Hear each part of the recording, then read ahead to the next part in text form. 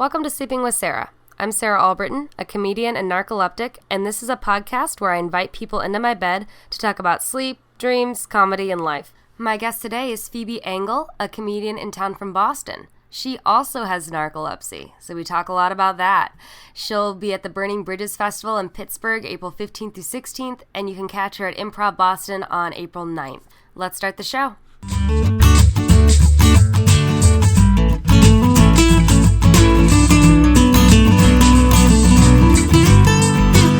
Sleeping with Sarah. How'd you sleep last night, Phoebe? Fine, actually. I drank a lot that day, so Yeah. I don't know about waking up, but the sleeping I think went well. That's good. Yeah. That's good. Phoebe Angle here is in town from Boston. What up, Chicago? So have you been out to Chicago before? I came out to Chicago a couple years ago when I first started doing comedy for the Chicago Women's Funny Fest. Is that what it's called? Yeah, I think that's like in June or July. Yeah, I still don't know where it was, and I was only out here for like 36 hours. Oh, like yeah. I came after work, did my show, had the day, and then did the second show, and then flew back the next morning, so I didn't really get to see it. Yeah. But this has been a lot of fun. This has been my first actual Chicago experience. I've done a lot of fun shows, meeting cool people, seeing a new scene. I don't usually get out on my own all that much besides to go to festivals. Yeah. And then even then you don't really get to see where you are. Yeah. You get to see the festival space. Yeah, you don't really So- get the experience of living in the city or seeing Yeah. But I'm here kind of doing the tourist thing with two other comics, Jared Palapple and Owen Linders. And so we're both half being touristy, probably drinking too much, and then doing some really fun shows. That's fun, Yeah, man. it's been great. Yeah. Yeah. That's cool. No, I guess you don't get a ton of sleep when you're traveling and seeing a bunch of shit, right? Yeah. I don't get a ton of sleep either way, but Yeah. So we have something weird in common. We both we do. We're both narcoleptics. I know. I've never met another narcoleptic comic before. Yeah, I don't think I have either. I've definitely met a number of comics with sleep disorders. Yeah. And it's a tiny theory of mine that's one of the many things that comics have in common. What do you have a big list of things you have to do to be a stand-up comic? I've got a bit of a breakdown. I've noticed over the years that a lot of comics have similar things in common, and I think sleep disorder is definitely one of them, whether it's sleep paralysis, which I get a lot. Mm-hmm.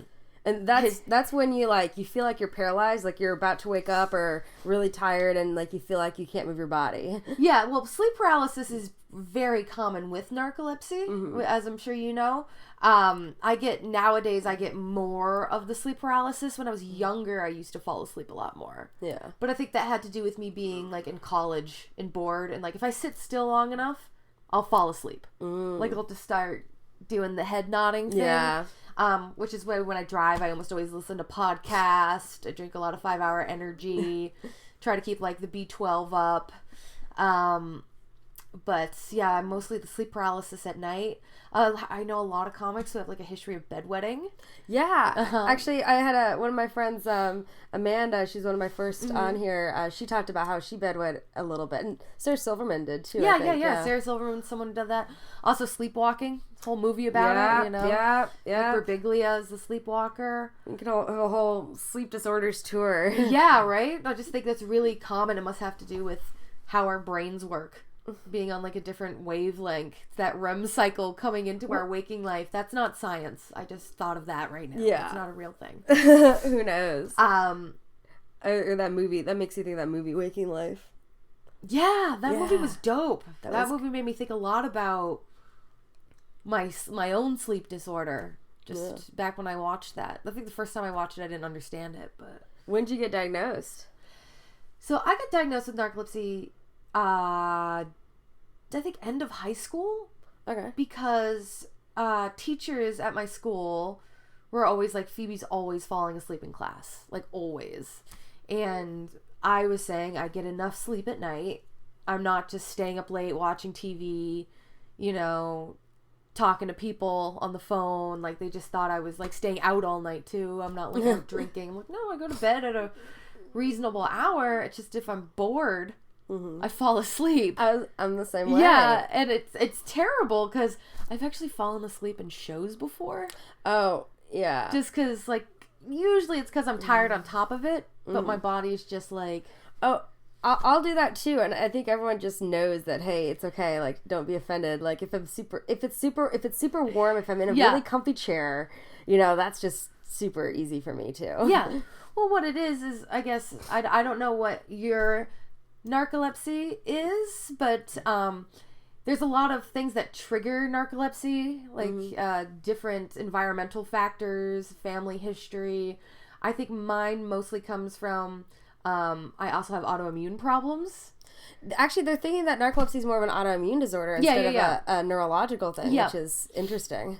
Yeah, and there actually is a blood test you can do did you get the blood test? No, I did a sleep study. I was also diagnosed in high school. Like, I was like, I think end of junior year I was diagnosed. Yeah. Or into sophomore, into junior, something like that. And so I had like a sleep study done. And so I recently, about a year and a half or maybe 2 years ago, I had another sleep study done. Okay. So they did more of a sleep study test instead of I haven't done the blood test, but. See, the blood test isn't like totally conclusive because I guess, so if you have narcolepsy, almost all people who have narcolepsy have some characteristic in their blood. But then also 25% of the population who are otherwise healthy also have that. So it's not conclusive. Yeah. They'll keep exploring it if you do in fact have it. Yeah. I think they also like there's that chemical in the brain, hypocretin or whatever, that like the one that's in your spinal cord too. You can test it in your spinal cord. Yeah, that's the thing that like and I think that actually I read about that limits in your mind. It like tells you when you've had enough like to sleep, when you've had enough food, and when you've like arousal. Yeah, so it's, like, these three things, and it makes me think, oh, there's a lot of times I'll just keep eating and not not like think about it. Compulsory behavior type thing. Yeah. And that's probably also why like you get it when you're like, surprise, you're like, ooh, I want to sleep, right? Yeah. That's the falling down. That's the cataplexy. So normally I don't get the cataplexy. Yeah, only like 40%, I think. Or like it's so hard to tell because only 25% of people are probably diagnosed. So it's like a really weird like area, and a lot of people get diagnosed later. Like I was lucky, I feel like. And that was mostly because my parents knew I wasn't lazy, and I would fall asleep in class and everything, and I don't know. They were just trying to figure out what was wrong. They thought I had mono. They kept telling me I had mono for you. Yeah, me too. Well, I did have mono. And so they're just explaining it as... It stays in your blood. Yeah, they're like, oh, this is mono forever. But because I also had the sleep paralysis. I get the sleep paralysis pretty bad even still. Yeah. That I got diagnosed officially as having narcolepsy, and they gave me Provigil. They gave you Ritalin or something, right? I tried... No, they tried twice to push Provigil on me. I did Provigil in high school, and it did not go well with my moods. It's speed. It's insane. Well... I mean, they're basically like all the medicine to keep you awake is basically some kind of form of speed. Yeah. But Provigil didn't work with me personally, and then they tried it again, but the thing is, it also conflicts with birth control. So, whoa, I didn't know that. Yeah, they don't tell you that. That was an interesting thing. That's why I changed doctors after like one was like, oh yeah, here's this medication. I had a serious boyfriend at the time. Yeah, and they give you samples for your first month. You know how they give you like samples. Yeah. So she gave me samples, and then when I went to refill it at the pharmacy, it was the Walgreens pharmacist, because I got my birth control and that pill at the same time. They're like, oh, these two drugs don't really go together. And I was like, what? I never knew that. And I had my only pregnancy scare, thankfully. And then I was like, all right, screw this doctor, I'm switching doctors. Like, that did not vibe well with me. So then I got on I do Focalin XR with a little bit of Ritalin as a backup, and then I'm gonna get back on Xyrem, which is this crazy medicine that you take at night. Yeah. That supposed to help regulate your sleeping, but it's like really hard to get. It's weird. Huh. Yeah, I don't take medication for it anymore because now that I do comedy and my day job requires a lot of like standing and moving around, I would fall asleep more when... So what would happen is your body was like, oh, you're sleeping because you're sitting still. Yeah. And so I would immediately start dreaming. I would go from awake to dreaming. Yeah. And so I'd be in class because like the rapid eye movement begins and then you're dreaming, but you're supposed to be asleep for a period of time. Yeah. My dumb brain is like, oh, you're asleep. And so I would just start talking in class in my sleep, and people were like, you are so weird. It was funny though. It was something we could make fun of. Yeah. And, like my teachers and stuff were like, you're doing this on purpose to make people laugh, because I would make people laugh in high school. And I'm like, no, I hate this because it's scary. It was scary too. I would do the same thing in class. Like I would have sleep paralysis in every class, and I would have this thing where I was like lay down on and in my head I'd be like, all right, lift your head, like try to lift my head to wake up, and I would lift my head, but then I'd lose control and fall down. Yeah, that's the paralysis. Yeah. And it's like, but in my mind I was like, if I can just will my body parts to wake up, and it would do it to a certain extent, which is like, oh, your mind has some kind of control, but sometimes I'd hallucinate on top of that, which was scary. So sometimes it'd be like I'd hear the teacher talking, but we were in a different place and time and all that. It was like a dream. Mm-hmm. And sometimes I would wake up. I would just like scream and wake up. I'd be like screaming in my head trying to get it, and I would just and everyone would turn and look at me and be like, "What the fuck's wrong with you?" Yeah. Or just say something bizarre. Mm-hmm. You're like, I don't want to go there right now. Oh, I do. I definitely do that, especially if I like make out with someone kind of late at night. Like I get dreams, and like I'm pretty sure.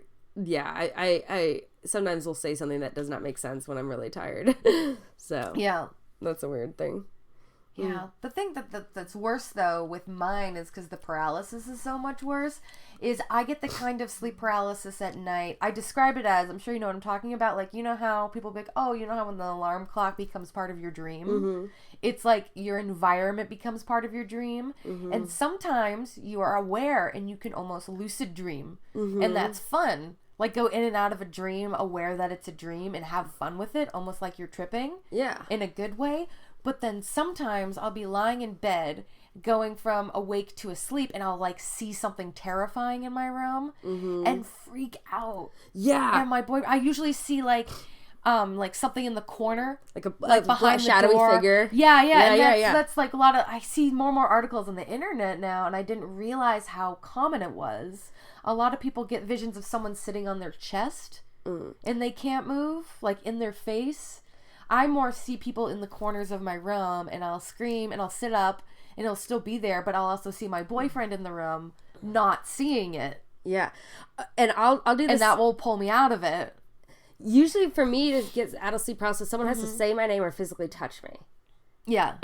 But so I used to do the same thing. I had a roommate in college who I freaked out, like my dorm mate. Yeah. Like I sat up in the middle of the bed, pointed, and was like, who's the man in the corner? And then I went back to sleep, and she could not sleep the whole night. She was terrified. Yeah. That's so scary. That would be so terrifying. Oh God. Well, my ex and I both used to sleep talk. And so we'd wake each other up constantly, just saying something. It would be like a morning report every day. Oh yeah, that's interesting. And I used to have my consistent one in high school. It's gotten better now, but I used to have a sleep paralysis every morning. There was a spider crawling on my leg because I'm terrified of spider, and I wouldn't be able to move. But sometimes a shadowy figure. But yeah, a lot of times it was like something similar to the space around you, so you get reality mixed up with dreams. Yep. Or like your day, like if you take a nap during the day, it gets really weird. Oh, do you ever like... Oh, so freaky. Wait, do you ever like fall asleep and like wake up and you see like it's 8 o'clock? You're like, oh, it's 8 a.m. I'm going to get up, get shit done. And you realize it's 8 p.m. and you're like, oh. Do you ever get that out of it? Like have like a nap that lasts half an hour and think it lasts like 12 hours? Yes, all the time. Yeah. I think most of my naps when I wake up, I've been asleep for hours, but it will be like 5 minutes. Yeah. Or part of it, I'll completely read the clock wrong.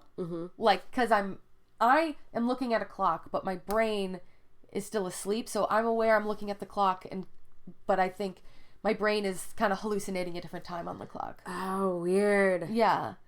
Yeah, that's crazy. And that's the paralysis, I think I said this wrong before, is though like when you're asleep and you're like, I am awake and I can't move. Yeah.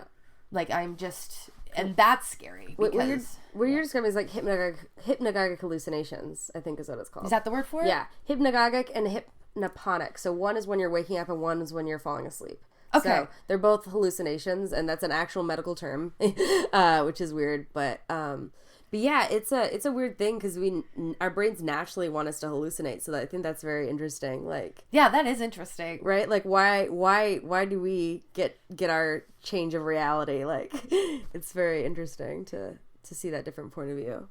Yeah, well, in college I did a thesis on dream science just because I was so interested in it. And like at the end of the day, people don't know why we dream. Maybe it's just because our brain needs to remain active. Mm-hmm. But then if you get into like the spiritual side of it, if you want to get into the hippie stuff and like write it down, your brain likes all that. Like it likes it when you write. Like it improves your memory if you write down what you dream about every night. Like your memory overall? Yeah. Oh. But then there's also people who just do not dream. Yeah, but I think people dream, they just don't remember their dreams. Yeah. But the thing is, like, you and I, like, we go straight to REM. Most people take, like, 90 minutes to get, like, 7 minutes of REM. That's a normal person. But, like, I'll go to sleep for a couple minutes and have dreams that last for hours. Mm-hmm. So, like, we've got a little different because we dream a lot more than other people. Mm-hmm. So, maybe it's not that normal. Like, do you find yourself being other people in your dreams? Like... Yeah, I have been other people in my dreams. Mostly just kind of like, you know how like if someone will be in your dream and they're just a mix of other people, you know? Yeah. I will like be that other person. Oh. I know. Like a mix of other people, but it's not, you know, weird to you. Yeah.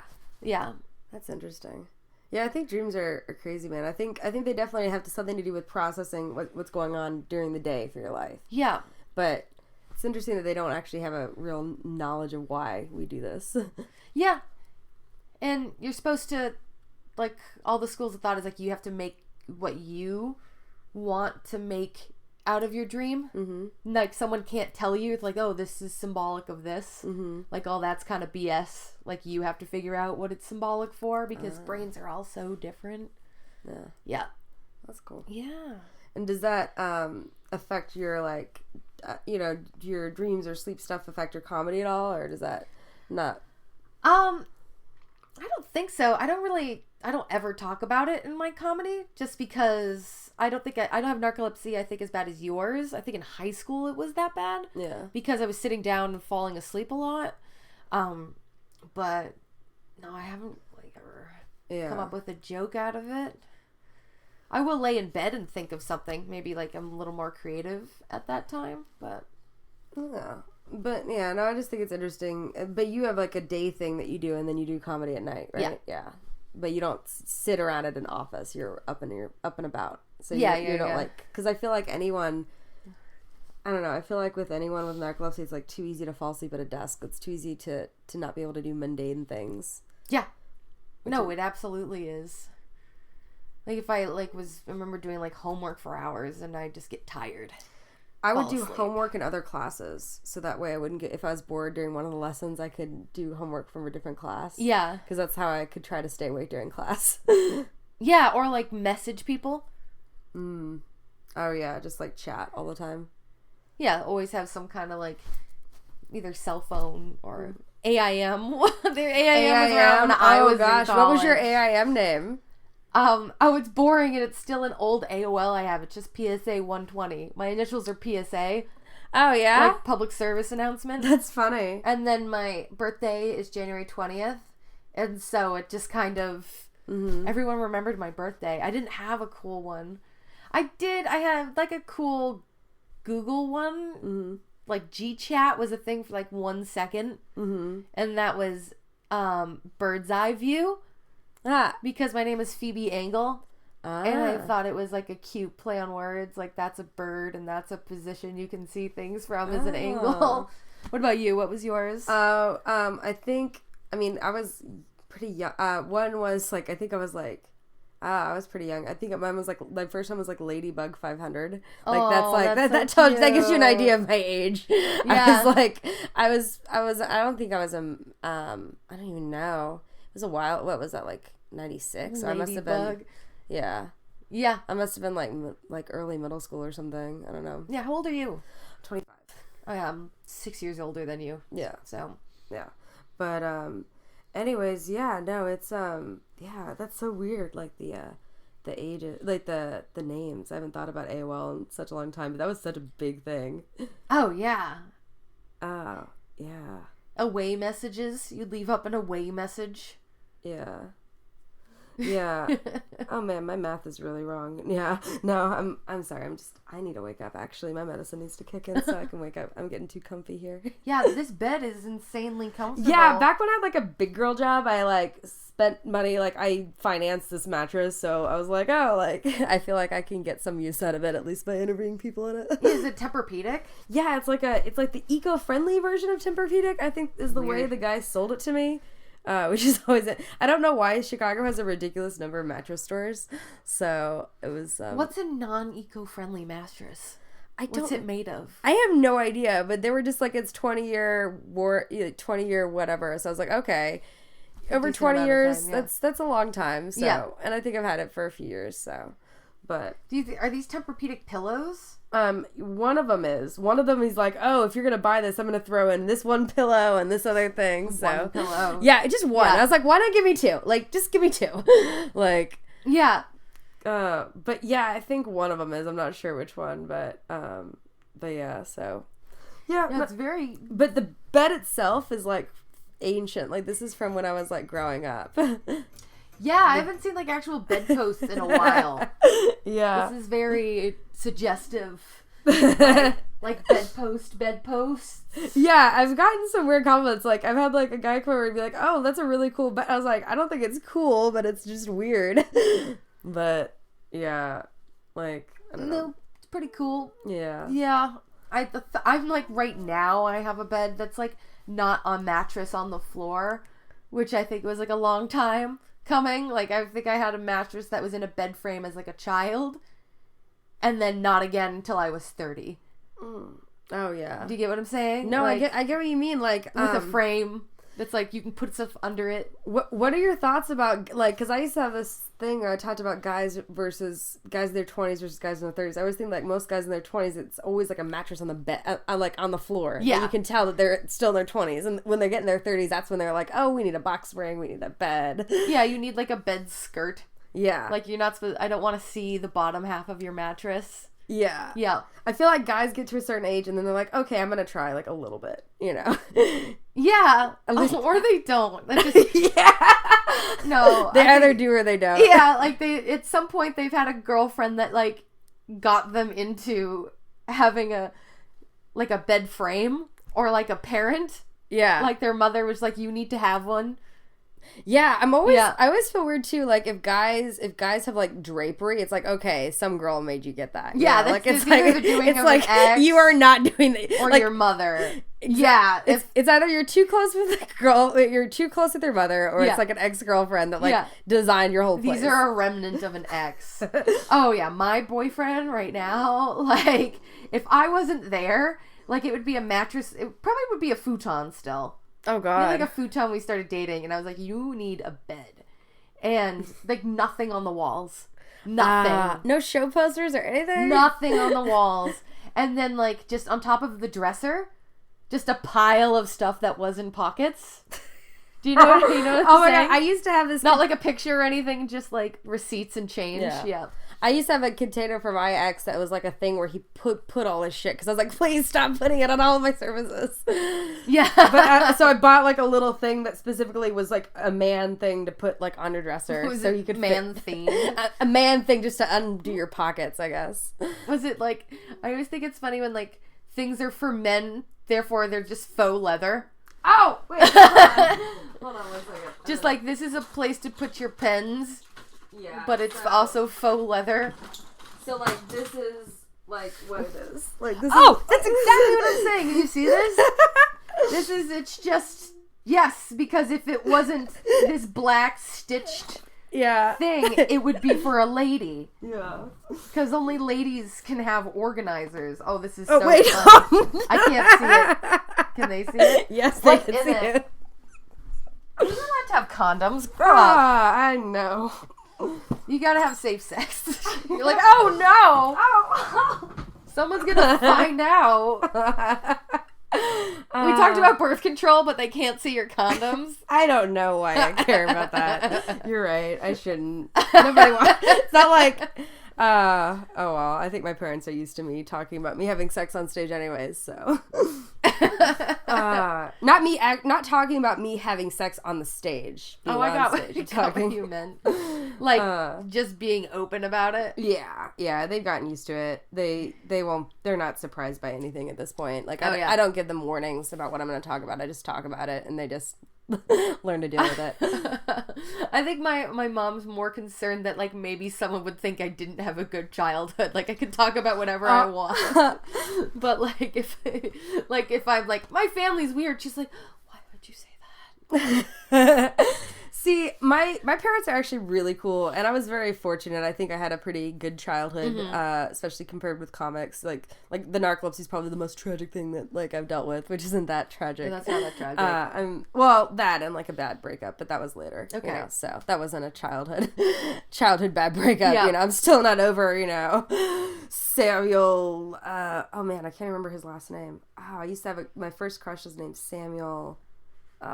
What happens when you can't remember your crush's last name? I had a person I dated, I don't remember his name at all. I think about it often. I'm like, what was that?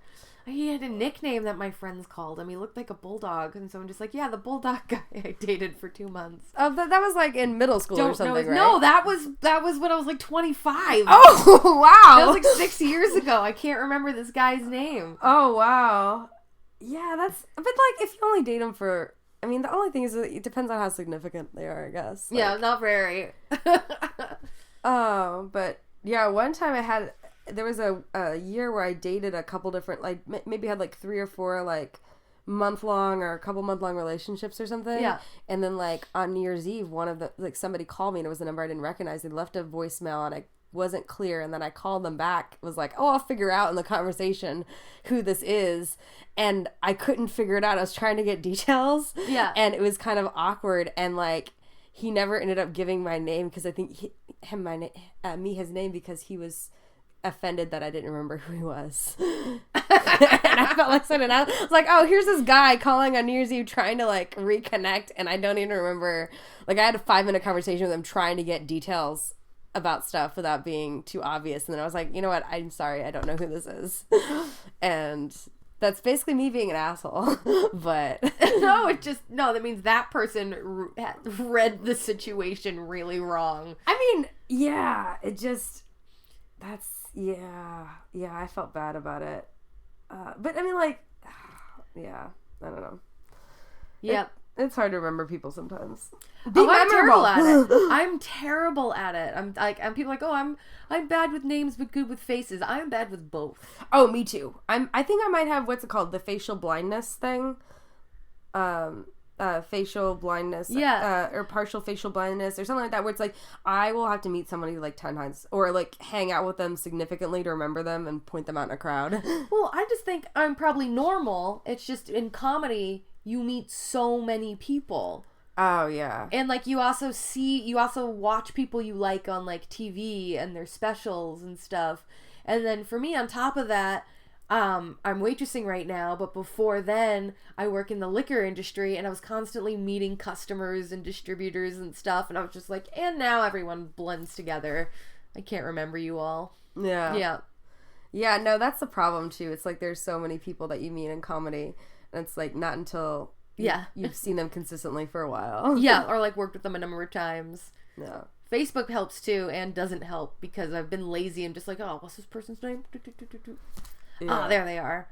Yeah, and that's another thing. Like, I feel like there's a lot of people that add me on Facebook that I don't know who they are. So it's like I either send them a message like, "Hey, I meet a lot of people. Like, where do we meet?" And like they will hardly ever message back. I'm like, "Oh, are you like not a real person?" Oh, I hate that. See, that's a lady comic thing too, because I'm like, is this person a comic that I have met, or are they just a creep?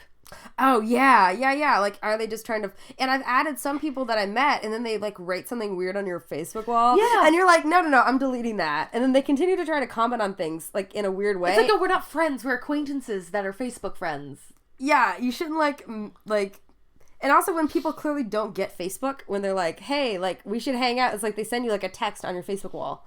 And then you gotta delete it. Like, weird shit like that. I've had even weirder, like, when someone goes through your pictures... and write something on a picture like, hey, you should do my show sometime. I'm like, you just went 2 years back in pictures. No. Or when you get those updates when you're like, oh, this person likes this photo, this person likes this photo, this person likes this photo, you're like, you know that they're my going friend has a joke like that. It's just like, that's creepy. Yeah, like if you get an update, it's all the same person liking a bunch of your shit. You're like, that person just turned into. Oh yeah, I've got 24 new likes. What? Oh shit, it's all the same person. But I have definitely done the thing where I looked at an ex's page that I'm no longer friends with and accidentally was going back through and accidentally liked something, and I was like, oh, that. And I've definitely done it to like an ex's current girlfriend or something. Yeah. And I was like, oh, she knows who I am. She knows I just like that by accident. I'm like, that too. Or like you're briefly Facebook stalking someone, like, oh, I want to learn more about this person real quick. It's just, you've gone down that Facebook hole into other people's profiles through like pictures, and then you kind of forget that you're not scrolling down just your feed. You're on their wall, and then you like something from days ago. Like, that's so weird. They're like, why me? Yeah. Why are you? It's so weird how these little tiny things become such a big deal. Like, oh yeah, like just liking something from a couple days ago. Oh, you're a stalker. Like, how does that like translate? Like, yeah, like I didn't mean to. Well, my friend Dan Crone has a joke where it's like, you don't go into someone's house and just like look at their vacation photos. Like just walk into their house. Like that's what you'd have to do back in the day, and just be like, I like this one. Like, like flipping through albums. Like, oh, that's so weird.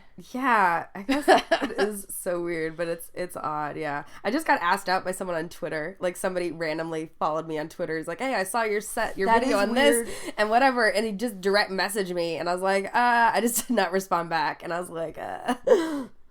I thought that was very weird. He's like, I think you're really funny, and like I saw you on like this podcast, and I saw your video, and you want to grab a drink sometime. And I was like, that's nice, but weird.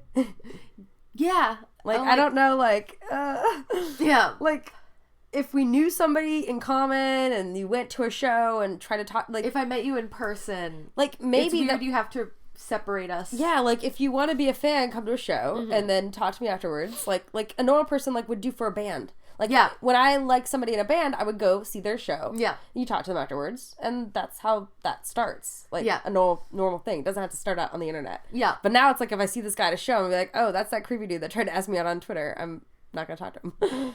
Yeah. Sorry, dude, if you're listening. That is a little weird. Yeah. Now he's going to be like, oh, no. Now I'm going to get, like, an unfollow. I'll be like, oh. Yeah, unfollow. Like, I'm not going to share this.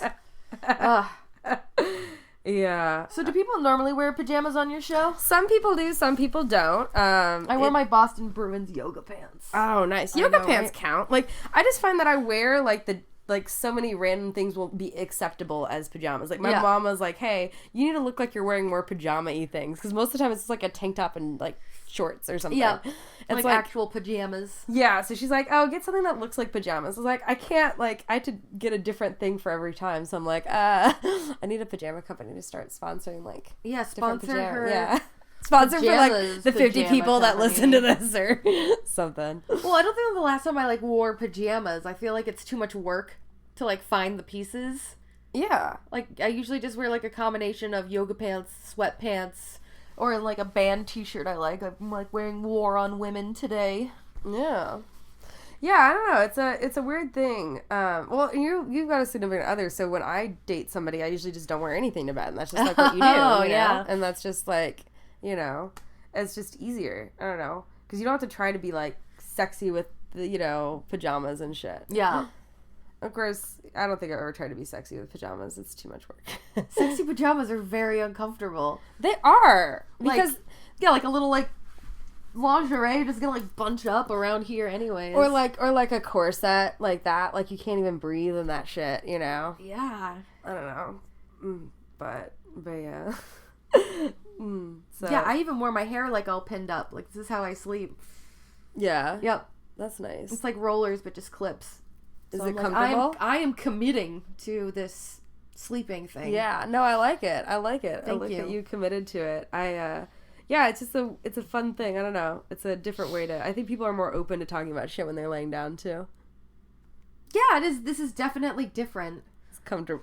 Yeah, I did a podcast once, which never actually happened. Those are always fun. Oh. When someone has, like, interviews you for a podcast and then never releases it. Oh, that's weird. Yeah. Whatever. But, like, they did one that was in Cars before the comedians riding in cars thing. Yeah. And I was just like, no, this isn't as relaxing as I think you thought it would be. Oh, yeah. Well, if they try to push something that's a little awkward, or you're like, go there and it feels, you know what I mean? Yeah. If you're like, hey, do this thing, but seem natural about it. Yeah. Yeah. Did you have to drive for that? I didn't have to drive for it. No, but I was just, like, distracted at, like, things I was looking at. Yawning. I'm laying down. Oh, cool. Is that you or me? No, that's the alarm. I set an alarm to keep track of time, so. No, this has been cool. Let's see. What other question I usually ask people is, like, what are we talked about the dreams you have at night, but what are your other dreams, like, for the future, for your life? my real life metaphoric dreams? Yeah. I don't know, just to, like, keep having fun doing comedy and see what happens. Like, as far as goals go, I would love to get, like, a late night TV spot, but at the moment, the reason I took a waitressing job, which I love, I'm like, I've got the best job right now, I'm super excited about it,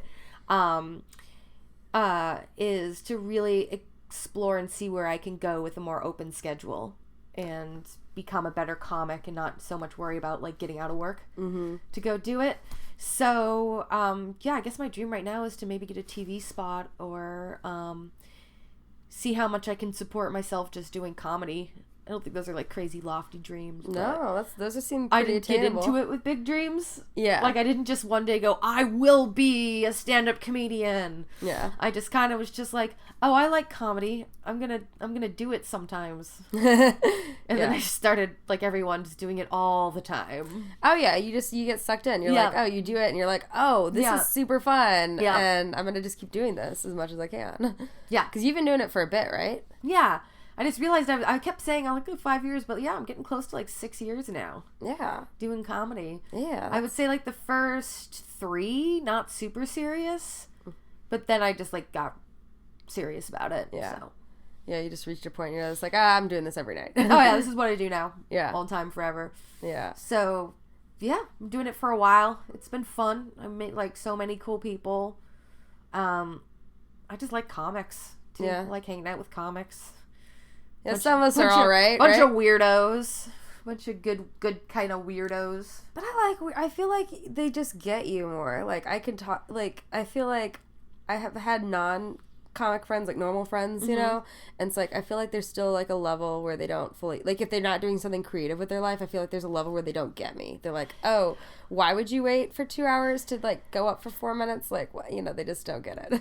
Well, I just feel like there's, like, an amount of judgmentalness we all have, and comics are just using it differently. Oh. Like, all that judgment is turned into this positive comedy thing. It turns into jokes.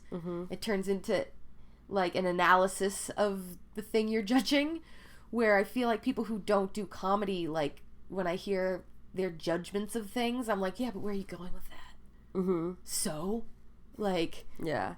why, like, oh, so-and-so doesn't have kids, or, like, oh, so-and-so is getting a divorce, and, like, when I hear those things, I'm like, well, what's funny about that? How can I, A, make fun of that person, or make them feel better? See, yeah, no, that makes sense. Like, anytime, and now anything that something, like, quote-unquote bad could happen, like, I just think, oh, how can I make that into something, in a good way? And I think that's really fun now that I just don't look at the bad things in the same way, you know? And I feel like people also, I was super proud because of my family for being awesome, because my brother got married in December, and nobody, not a single person asked if I was dating anybody or when I would get married or any of that kind of stuff. They were very, very cool about it. Oh, yeah. So that's what I was super happy about, because they didn't make me feel weird. Like, it wasn't like, hey, when are you, because I think part of it's because of comedy, because they know they're like, oh, she's doing a stand-up, she's gonna be single. Like, or that, like, you have better things to talk about, like, those aren't the only things happening in your life, which are for so many people. Oh, I guess you're right. That's another good way to look at it. Like, you have another, like, I do get annoyed when people only ask me about it, but then I also get that, yes, this is interesting, And no, I don't want to talk about other things. Yeah. Yeah. No, that makes total sense. Yeah. That's cool. Well, thank you so much for doing This was super fun. Yeah. This was interesting. Yeah. And yeah, let's couple fun more days in comedy. That sounds good. I'm like falling asleep right now. Yeah, we're both just gonna lay here and fall In asleep. Chicago. So Yeah. good night, everybody. Bye. Night. Nice to meet you.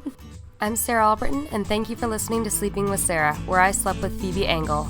I'm releasing a new podcast each week. Be sure to tune in to find out who I have in bed with me next. Thanks to Josh Bryant for the music.